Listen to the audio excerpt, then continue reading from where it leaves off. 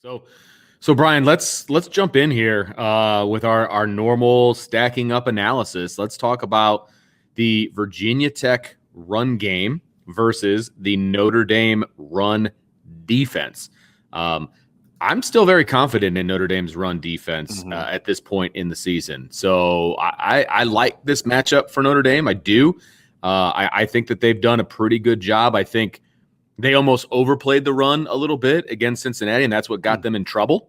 Could you in the explain pass that, game. Vince? Because I think that's an interesting assessment. I'd like to hear your thoughts on that. Yeah, I think that the linebackers are so good in the run that they were almost anticipating more run, number one. I think they were peeking in the backfield a little bit too much, and then they would hesitate when they're dropping into coverage at times. Not all the time. Do you think that was more about like when you say that, are you more talking about like the running, like the handoffs to Jerome Ford, or are you more I'm talking referring about to Ritter scrambling? I'm talking about Ritter scrambling. Okay. I think that they were worried that that was going to bite them in the butt and that they were hesitant to drop because they thought that he was going to take advantage of them dropping. Which is somewhat of an issue again this week. I mean, it's a huge issue. Yeah, Braxton Burmeister can run. Yeah, he can run. And I was listening to the broadcast when they for the North Carolina game, and they said that he is arguably the fastest guy on the team, which I thought was a very interesting assessment. I would not have anticipated that, but he looked to run.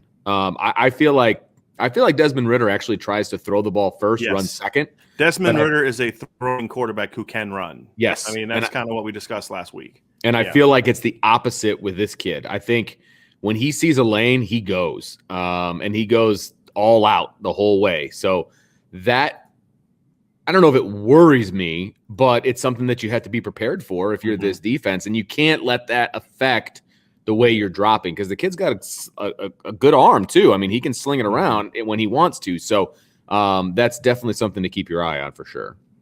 I think when I look at their run game, Vince, and I look at this matchup for Notre Dame, I think I agree with your assessment when you put the caveat in. It wasn't necessarily the running game, designed run calls that they were worried about. It was Desmond Ritter taking off. That I absolutely agree with. I mean, you're talking about a Notre Dame defense right now that statistically, when you look at those numbers, I always do that. When you look at those numbers right there, it's going to look worse than it is because of they're still 5 games in,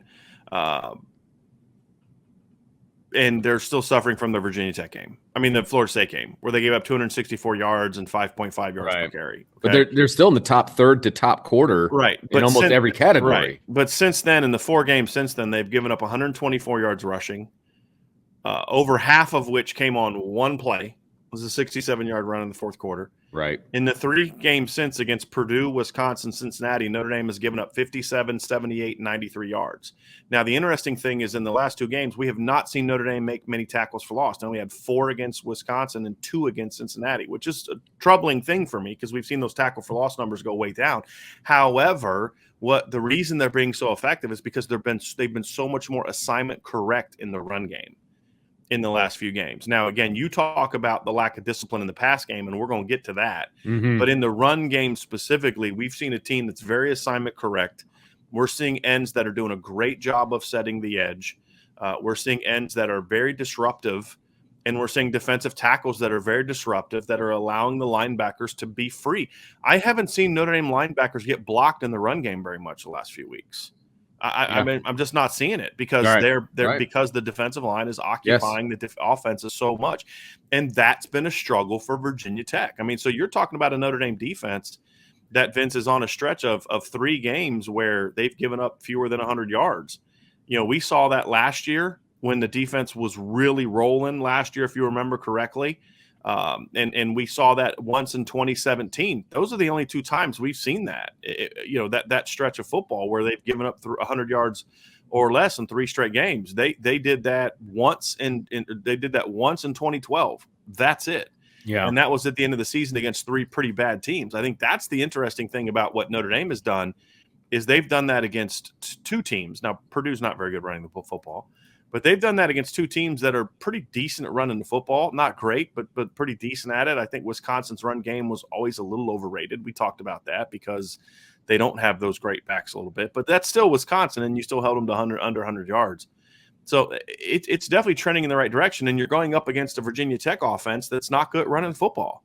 And I'll be honest with you, Vince, when I watch the film, I see minus I don't see the blown assignments that you're seeing from Notre Dame, just the run-throughs. But what I am seeing is a lot of the not moving. They get no movement off the line. And I think if you're Virginia Tech against an athletic Notre Dame defense, that's got to be concerning, Vince, because they don't look overly athletic up front. You're talking about Virginia Tech doesn't look overly athletic. Yes, they don't look overly athletic, and they get no movement in the run game. And to me, that's definitely advantage Notre Dame in this game. Yeah, I think they form pretty good pockets in the pass game, and obviously we're going to get to that. But you're right, the movement in the run game is concerning if you're a Virginia Tech fan. I agree with that one wholeheartedly, and they're going to be going up against a defensive line that is one of the best in the country. So that's going to be very difficult.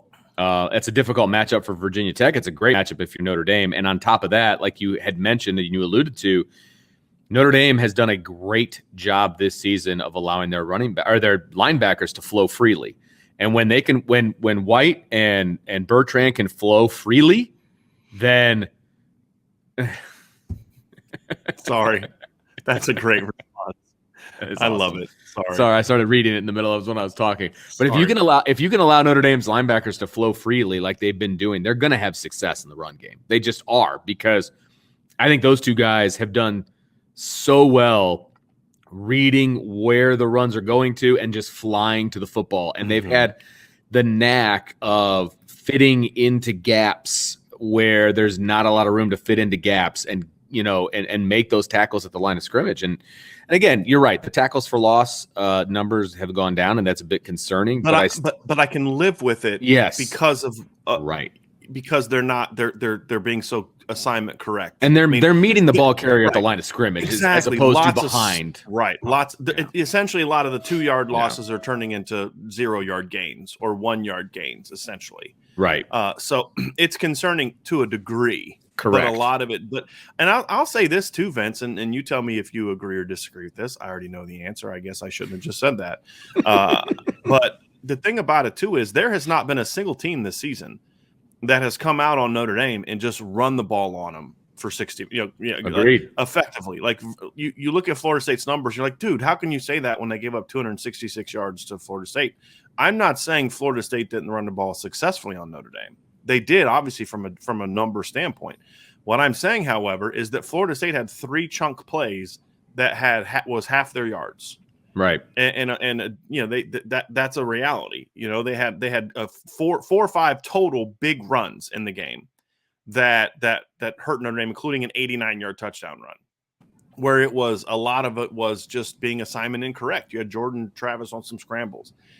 That's really what it boiled down to. And a chunk of their yards came in the second half when Notre Dame got out of their base defense. Right, exactly. On top of the 89-yarder, which happened. But then you look at the 67-yarder that Toledo had, which was over half their rushing yards. Again, both times they were guys not being assignment correct. Correct. Right? Yeah, they didn't execute. Yeah. That, to me, has been the really impressive thing that we've seen from this defense this year, is to go from where you're giving up run game-wise, where you were giving up big gashing plays early in the game, and that has just all but been eliminated the last 3 games. And I think that's a really impressive thing, and that's called good coaching, when you can kind of struggle with something early and then you stop struggling with it because you coach it up and you make your guys fundamentally sound and assignment correct. So it is possible, point being, it is possible to improve the technique and the assignment correctness of your football team in 5 games, for those who say it's not. I'm just saying. I have nothing specific in mind. No, why would you? But that's called good coaching, and those are the things I'm encouraged by from Marcus Freeman's defense. Even though this last game there were some things that I said, boy, I bet you if they could do it over again, they'd make a different call there. Yeah, I mean that's kind of where I come from. And look, to a degree, teams can have bad games. I mean, as a unit, I mean that can happen, and we picked out the issues that we had when we did our upon further review on Sunday night. That there were things that they made mistakes, but they were mistakes that they hadn't made all season. Right. And so for now, it's an isolated incident. Okay. And so, And it wasn't even that bad. right. I mean, really, they gave up, if you count the field goals, they give up 30 points, but then you can take 10 points of that away from you contribute to the offense, right? So again, Absolutely. but that's the whole point, though.